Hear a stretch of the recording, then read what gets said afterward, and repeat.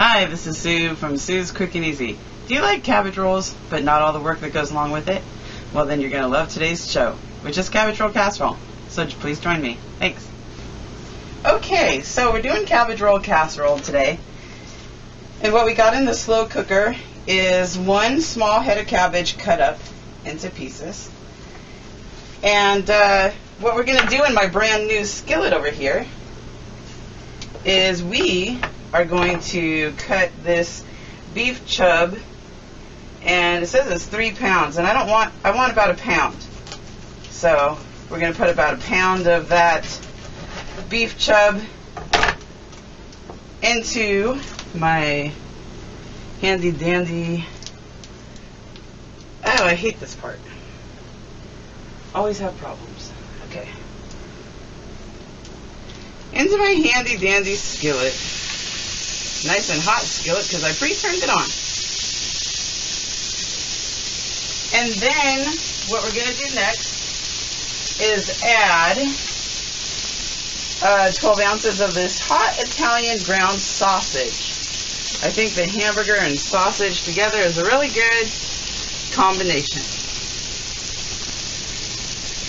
So we're going to put that in there minus the paper. Might be a good idea to take it out. Plus you need a little extra fiber in your diet, I guess. Okay, so that's going to get started over here. And I want to use one of those spoons that's metal, but I can't because it's hard to break up this stuff with these kind of spoons. But you got to do what you got to do, right? Okay, so anyways, what I got to do right now is cut up one onion, because the onion is going in there. Now see, when I was growing up, Grandma used to always tell me the stories of how she spent all day making cabbage rolls, and it sounded like a lot of work. She said it was something that she only did every once in a while because it was so much work rolling the cabbage rolls and all that kind of stuff.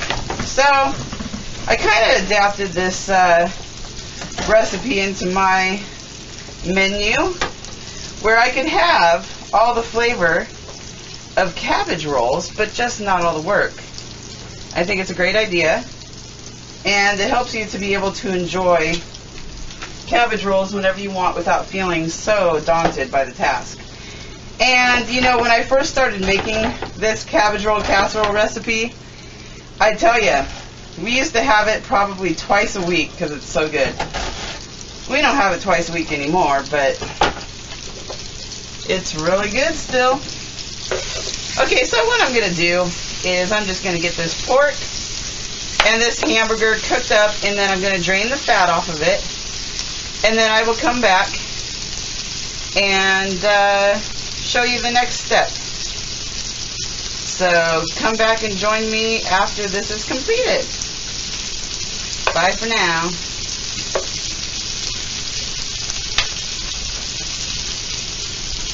This, my friends, is why I drained the meat. Because look at all that grease. And that wasn't even all of it. So we don't want all this in our arteries today.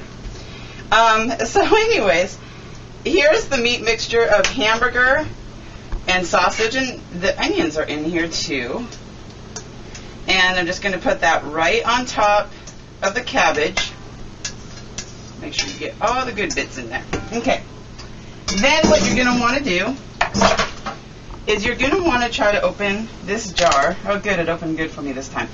Now see, traditionally most people when they make cabbage roll casserole they use tomato soup. Just plain tomato soup.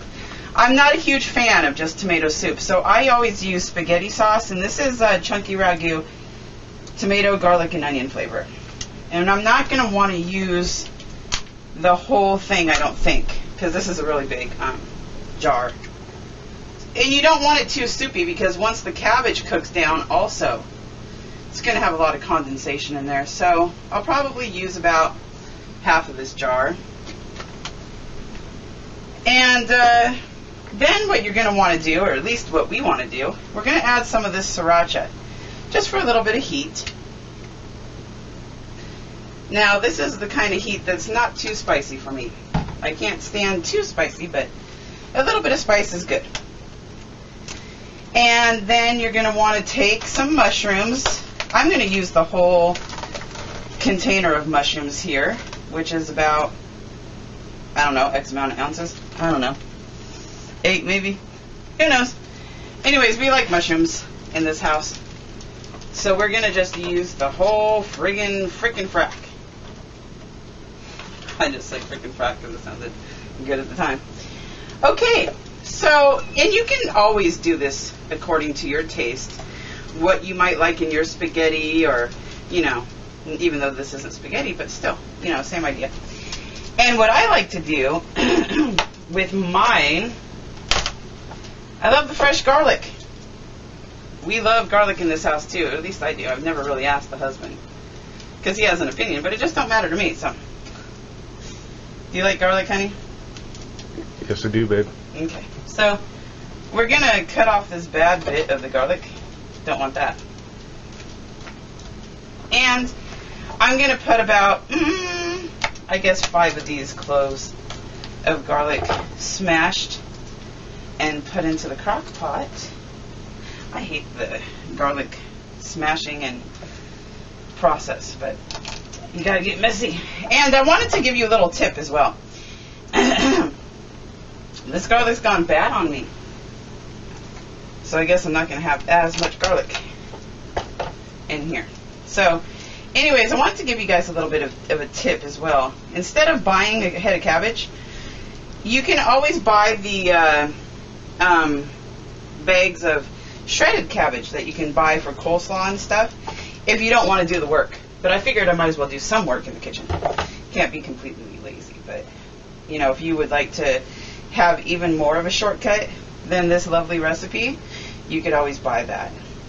Just to let you guys know, I always want to give you guys the tips and the scoop on how to keep it quick and easy.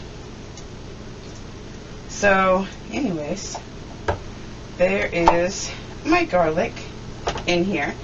And what I'm going to do is I'm going to let this cook down a little bit. And then once it cooks down a little bit, give it a stir, get all that mixed together. And this is going to be cooking for about 6 hours. And then I will come back and show you what I do to dress this baby up when it's done and do a taste test. So I'll be back. Okay, well, this bad girl only took about 3.5 hours, not 6, to get done. And the cabbage is perfectly tender. Everything has melded together. I did add a little bit of this granulated garlic. I don't try to use a lot of salt in my cooking because there's already a lot of salt in all the foods anyways. But I will use the heck out of this granulated garlic. Very good, extra flavor, and healthy. So there's that. And this is some rice. I cooked some rice earlier for breakfast. Yeah, I do like some dinner related items for breakfast a lot of times. What this is jasmine rice, and if you have never tried jasmine rice, do try it because it's so much better than the regular rice. And it has some asparagus in it, some squash, some chicken, some mushrooms, and a little bit of soy sauce. And I'm just going to use what was left over from breakfast, and I'm going to use that as my bottom to my cabbage roll casserole. And I'm looking forward to digging into this because, yeah, this is going to be good. But, gotta find myself a spoon. So, what we're going to do here is I am going to take some yummy Parmesan cheese and sprinkle that right over the top. Now, you know, ever since I've had my cooking show, I've been meaning to do this recipe.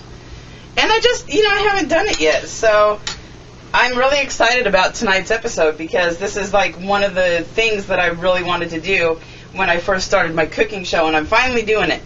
So I'm really happy about that. And a piece of Texas toast, dollar store Texas toast.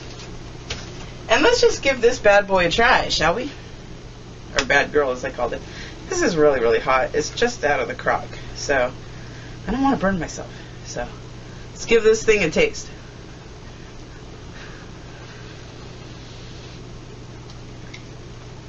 Mmm. Okay, so I'm just eating my dinner. We had a little technical issue, but I'm hungry, so I was eating my dinner. It's really good. It's got a little spice from the sriracha that I put in there. The garlic flavor really comes out. The fresh garlic really adds a nice little punch to it. Everything. This is a really good dish. I mean, if you want fancy and you want it to look really good for company or something, then by all means do the traditional cabbage rolls. But if you want the same taste, and it might not look as pretty, but you want the same taste without all the work, definitely give this one a try. It's a winner. It's a 2 thumbs up, but I can't do 2 thumbs because I got this in my hand. But yeah, it's 2 thumbs up. Thanks for joining me on my cooking show, and join me again for future episodes, because I will have more for you, you know.